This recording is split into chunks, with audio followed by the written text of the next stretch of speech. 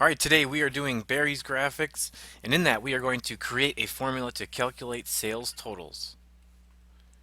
So, looking at this spreadsheet, we have some different workers and how much they sold throughout the week, and we have to fill in the areas that have the headings that don't have anything in them. So, first we want to do the total for each person throughout the Monday through Friday. For that, we want to use one of the easy functions like the auto sum here. There's a shortcut for it. You can also go into the formulas and use the insert function button. Or the even faster way is in the formula bar is to click the FX, and we want the sum function. And now it's going to make a guess at what data you want. In this case, I believe it is correct, but just for a good habit to highlight what you want so that it is always in there and hit OK. We get the sum. It is taking the sum of basically the 5 cells to the left of it, and so that is a fillable through autofill function, so we can fill that down. Each one will then take the 5 cells to the left of it and add them together. So we have our totals for each person throughout the week. Percentage of sales. For this, we're going to wait until we get our totals down below. So we want the totals of what was sold on Monday. So we can go again to the sum function. And its guess is sort of correct. It includes the 13 here, and we can just grab exactly what we need as a good habit. It's taking the 5 cells, skipping a space above this, and so we can fill this over all the way over. This one will then be a percentage once we get it going, but you now have our data for that. Let's do the average, grabbing the average function, and now this time it is definitely going to guess incorrectly, and so you want to select what you want it to grab. It's okay if this is an error now, we can change it later to the highest, which will be your max. Definitely guesses wrong. Select what we need. Fill over. Lowest is another word for min, the minimum. It guesses incorrectly. We set it to the correct ones. We fill over.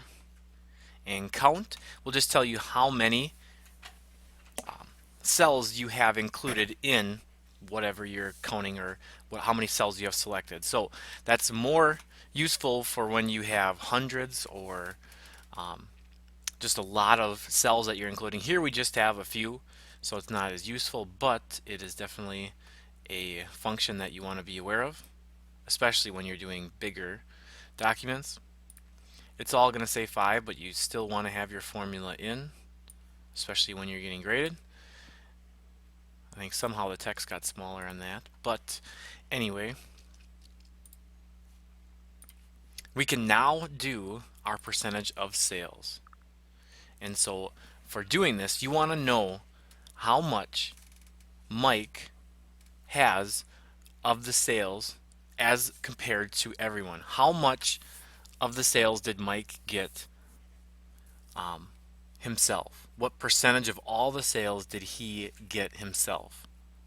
So to do that, you're going to want to take Mike's total, and I'm going to make a formula now. So when you're making a formula, we'll put in our equal sign, and we'll select his total, and then we want to divide that by the overall total. So divide is the slash, and we'll take the overall total, which is here, because it takes everyone's totals. And now, if we were to end it there and put that in, now we can of course change this to our percentage. Right click and format cells, or there's other ways of doing it using the tabs above. Set that to percentage. 2 decimal places is fine.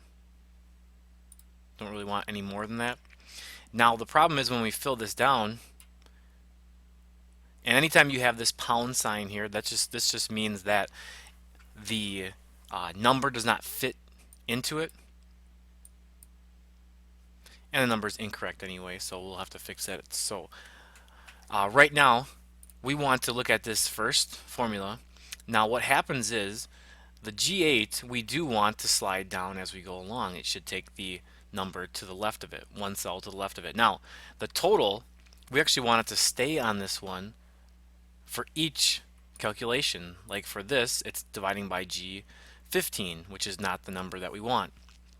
So in order to make this formula correct, we can lock the formula onto this G14 cell. The way you do that is with a $sign in the formula. And so I can click into it in my formula bar here and put in a $sign. So we have G $14. Now, the $sign placed before the 14 locks it into that row. So when I pull it down, it will not slide down the rows. I could put a $sign before the G as well, and it won't leave that column, but we are pulling straight down, so it won't matter. We can do it. And now when I hit return here, and then fill it down, now we have the more realistic percentages. This we want to have at a in percentage as well. We can have all of these. I should have done it right away. And now they should add up to be 100% because all of the sales should be 100%. You can't go above 100%. You can't sell more than 100% of what you sold. So these should add up to be 100%, which is good. Just to prove, you could take the $sign away from the G, hit enter, and fill that. Also works, but having them both locked does work in this case. And so we have all of that. I want to, in the home tab, size 11, to make it the same size as the other ones, I want to make it 14. And we have everything in.